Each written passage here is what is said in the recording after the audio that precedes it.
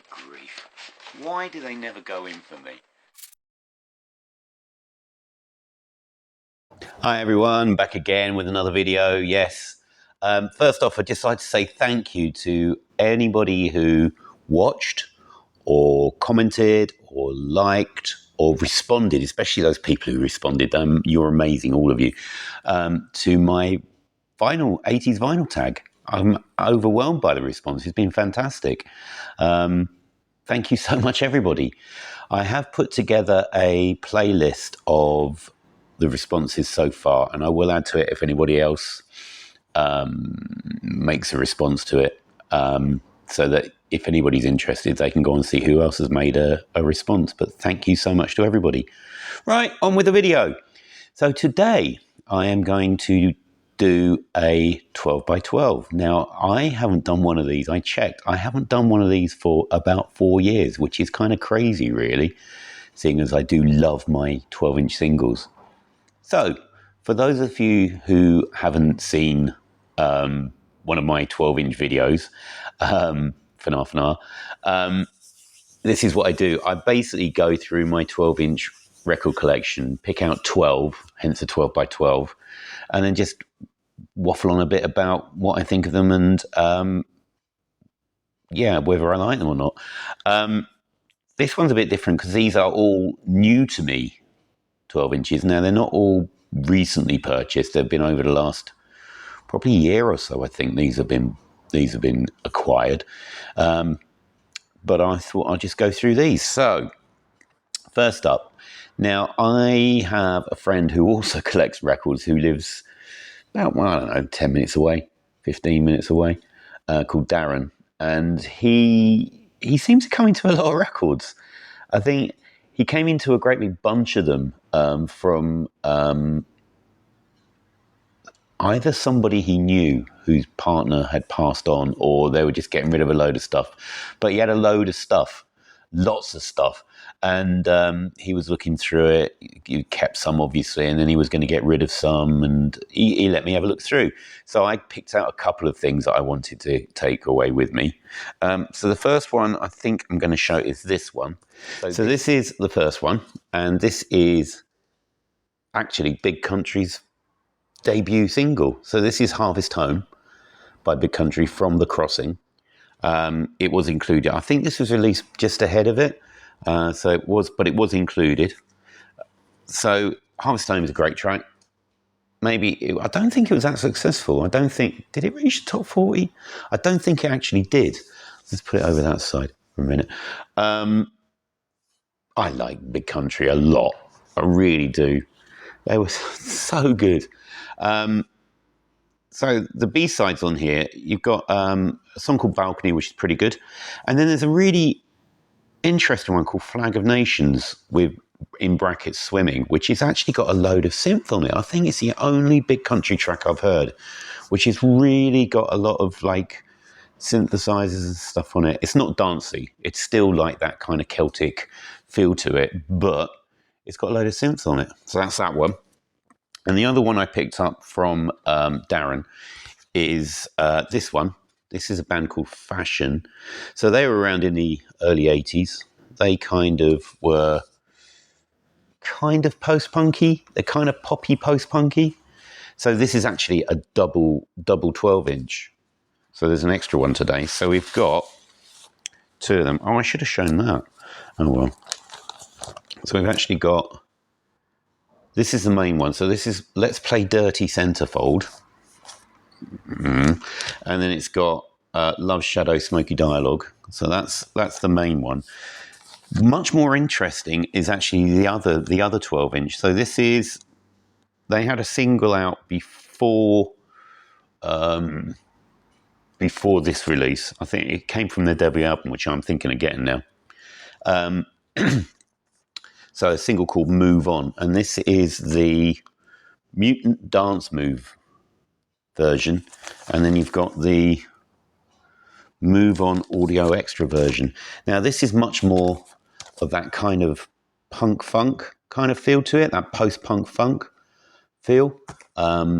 Sort of, you know, A Certain Ratio, Gang of Four, all that kind of stuff. It's much more reminiscent of that. This one, Let's Play Dirty, is much more pop. They didn't really sell anything. I think they had some, maybe around the edges of a chart, sort of top 75 maybe. I'm not sure. But yeah, I'm happy I picked that up. Really good. Right, the next one. So, my local record shop is Phoenix Records here in the town that I live, in Newton Abbot. And the owner is an absolutely lovely guy. He's such a geezer. He's so cool. And I can't remember which album I bought this with now, but I bought an album from him. And I picked up a 12-inch. I thought, well, that's interesting. It's £1. I'll pick it up, see what it's like. And he gave it to me for nothing. So this is that 12-inch. This is a band called the 360s. Here we go, the 360s. And this is Texas. They sound like a kind of typical 90s. So this was released in 92, I think. Yeah, 92. So they sound like a typical indie band, sort of along the lines of Gin Blossoms, but a lot heavier. So they've got a real 60s psych side to them, much heavier than your typical indie. I mean, it's shown by the fact on the B side they've covered "Are You Experienced" by Hendrix, which is actually not a bad cover. But yeah, it's a good listen, this is. So this is another album that I'm going to be looking out for. I think this was Illuminated. I think that's what the album is going from. I think they released 3 albums, originally from Boston in the States. There's a back cover. Let's show you shall I show you? Yeah. It's a very plain label. There's a label on Link Records. There we go. So that's that one. So that was quite enjoyable to listen. Right. A while ago, I went to Exeter Record Fair. It's on every couple of months, I think. I don't go every time, but I go fairly regularly, every so often. And I picked up some 12 inches from there. I've just got to get the right ones. So it was those two. I picked up 4 12 inches from there. Right. The absolute pick of the bunch, and probably my favourite of this whole lot, is this band. So this is, can you see that? It's a bit faint, but this is the Bell Tower. And this is their debut EP, Exploration Day. And the lead track is Outshine the Sun. I love this. This is so good. This is absolutely brilliant. And the second track is, I think is it Beatniks and Blues? Or is it Beatniks and Blues? And that's really good as well. Really impressed. Now, this actually got Single of the Week, I think, in NME or something. Really good. So they were American. They came. I'm not sure where they came over from, but they stayed in London for a while. Maybe because they thought it was a more interesting music scene for them over here. Maybe. I think they released one album. Yeah, they released one album. Didn't get anywhere. This was... Did this make... I think this made... I think it got in the indie charts, I think. It's kind of like... It does get lumped in with shoegaze, but it's not really. It's more of a more typically indie feel to it. There's 2 vocalists. So Britta... Is it Britta Phillips? Where are we? They've got the names of the people on here. Yeah, Britta Phillips takes the lead vocal on Outshine the Sun. Absolutely astounding track. I love that. I absolutely love it. And then Jodie Porter takes the vocal on the second track, which is almost as good. It's interesting because Britta Phillips later married Dean Wareham from Galaxy 500, and they make music together now. And Jodie Porter joined Fountains of Wayne, famous for Stacey's mum. So there you go. Early forays by both of those. Right, then I also got this one, which is Thieves and Through the Door. This is the debut release by Thieves, who singer and later took over the bass at the whole band and took over the whole sound, was Macklemore, who recorded with what's his face out of Suede, Bernard Butler. There we go, Butler Macklemore.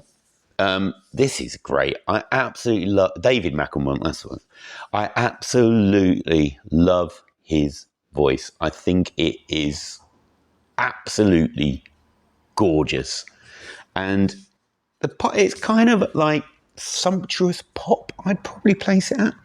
I really like the cover. It's kind of like is that a Rothko? That might, I'm not sure, but it's very reminiscent of Mark Rothko. Kind of very calming. On Nursery Records, very plain label there. But yeah, really lovely listen. I've got their second single on a CD single, and then the sessions for their album. The band basically split up, so David Macklemore took the sessions and released it under his own name. So that was his first album, and then later joined up with Bernard Butler. So that's that one. Right, a band that I remember from going to gigs around the turn of the 80s into the 90s was this lot. So this is a band called 530. So they were lumped in with a kind of a mod revival from the late 80s. It kind of could almost be seen as a bit of a Britpop precursor now. But I got a pair of their 12 inches. This is an upgrade copy because my cover was ripped. And then I put this one up as well. So I thought, yeah, get them both. Really sharp, spiky, indie. Definitely pre-Britpop. I can't say that. Britpop. That kind of moddy, kind of short, sharp riffs. That one's a little bit more expansive, is it? There's a couple of tracks on here that are more psyche. There's a psych element, not massively psyche. I think Judy Jones was one, and Mistress Daydream possibly was another one. But yeah, I'm pretty sure I saw these on as a support band to somebody. If I remember, I'll take a look because I do have a list of gigs that I went to. This one's got an insert, which is kind of groovy. I think that's one of those things you put a cylinder on and you can see there's 530. So if you put a metal shiny cylinder on there, you'd get the pattern coming on. I think that's what one of these is. Then you've got lyrics. So having a lyric sheet in a 12-inch is quite interesting. Oh, did I show the record? I can't remember. There's the labels. I'll just show that side. Is it on East-West? Yeah, it's on East-West. And then the other one is... here we go. Oh, this has got an insert as well. Another lyric sheet with an equally groovy piece of art.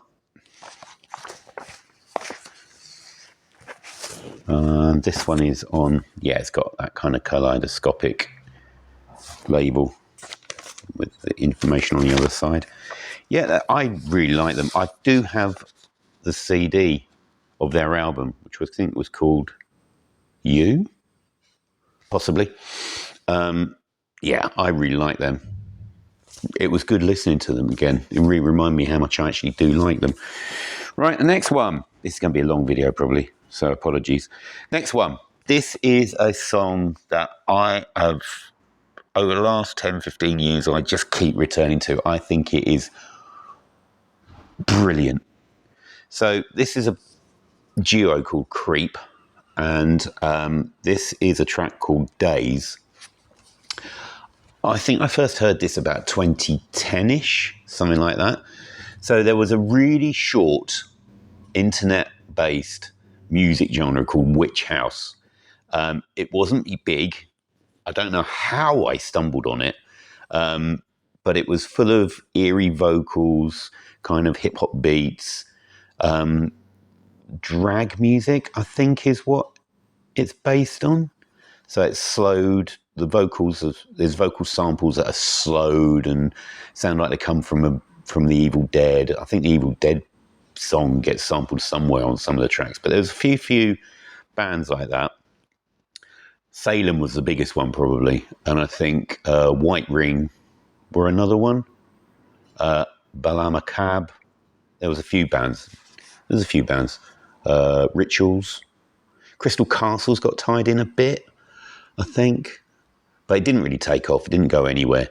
But this was tied in, and they totally reject that label. I know they do, but I adored this track, and it took me ages to actually get it. And the only way I can find it is on a picture disc. So it's got loads of Surface Rumble on this, but this is the only way I could get it. So they've got a picture disc. There's a label. It actually does have an intro to the song, and then 3 other mixes, which are more of a techno, I think a housey based one, and more of a not drum and bass. Well, it's more of a harder edged mix, but I like the original best. That's my favourite, and I've listened to this. I regularly come back to this all the time, so I'm really stoked to have a copy of this. There's the back cover. Love this, absolutely love this. Right, next one, a real blast from the past for me. When I left school, I actually made it to medical school. I think I might have said this before. I don't know how I got there, but I ended up doing it. I was going to become a doctor, but I dropped out for various reasons. I had somebody I was going out with when I was at medical school. We used to stay up and watch. There used to be late night video music programs on like Channel 4, ITV, the UK stations. And one night we were watching it, and then this came up. So this is a French singer called Gesh Patti. I know very little about her, but this song, Let Be Must the Queen, came up, and we both thought, wow, this is amazing, absolutely fantastic. And I remember about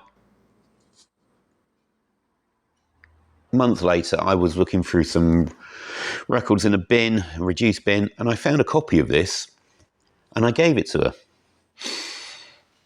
which is fair enough because I got it as a present. I finally got a copy for myself. Like, what was that? That was 1988. So what are we looking at? 38 years later, I get a copy for myself, and I still like it. I think she might be better known for this song, Etienne. I think that's more, I don't think it's massively known, but I think that was more widely known. But this is a track I love, Let Be Must the Queen. Yeah, got a copy of that at last. Right. And then going into my local British Heart Foundation the other week, about maybe a couple of months ago now, I came across some 12 inches in a box. They always have a box of records in there. Most of it is the usual tat, but they do throw in some interesting stuff. And I not regularly, but every so often, maybe every 6 weeks or so, something turns up that is interesting. And 3 12 inches turned up. So I couldn't believe this was in there. What's this doing in here? So this is Grant Hart. On SST Records. What's an SST Records 12-inch doing in Newton Abbot in a British Heart Foundation? So this is the song 2541, which I think is the address. It's a good record. This is. I've really enjoyed listening to this. So Grant Hart is obviously better known as the member of Husker Du, who I think that mid-period were amazing, with Warehouse, or whatever it's called, the double album, and the one before that, Candy Apple Grey. Is that what it's called? Anyway, that, and I do love their early punk stuff. I've got Land Speed Record, which is just a racket, but it's great. So yeah, this is a really good 12-inch. I'm really happy about that. I never listened to any of his solo stuff before. Obviously, I've heard Bob Mould and Sugar, but I've never listened to his stuff before, so this was good. Brilliant pickup. Also picked up this, so Madonna's 12-inch of Vogue. Really good mix of Vogue, really enjoyed that, with a remix of Keep It Together on the other side. Oh, I should show it. Did I show it? Oh, this is just a Sire. I'm forgetting to show some of these, but that's just a Sire. I'm going to have to clean that now. Already cleaned it about 3 times. Just on Sire, so that was a good pickup. I like a bit of Madonna. And finally, I've wanted this for a long time. I think I've got the 7-inch of it, and I had to rebuy it because it was weird. But this is the Assembly Never Never. This was they were officially a one-hit wonder, but this was a collaboration between Vince Clarke, who had just left Depeche Mode at the time, and way before he formed Erasure with Andy Bell, and Feargal Sharkey from the Undertones. So it is an extended mix. It's a really good mix. I really enjoyed listening to that. And on the B side is Stop Start, which is an instrumental, completely different instrumental, which is listenable, highly listenable. So there we go. So that is my first 12 times 12, 12 by 12, whatever you want to call it, video for ages. Hope you found something interesting. I certainly did, and there's a few bands that I have to check more of. Bell Tower and 360s, both loved those. Possibly, what else was there? 360s. Oh, and Grant Hart as well. Got to check him out more of his solo stuff. I'm really quite intrigued. Right, so there we go. So thanks very much for listening. Once again, thank you for those people who have interacted on the 80s vinyl tag. And I'll see you all again soon. Thanks, everyone. Bye.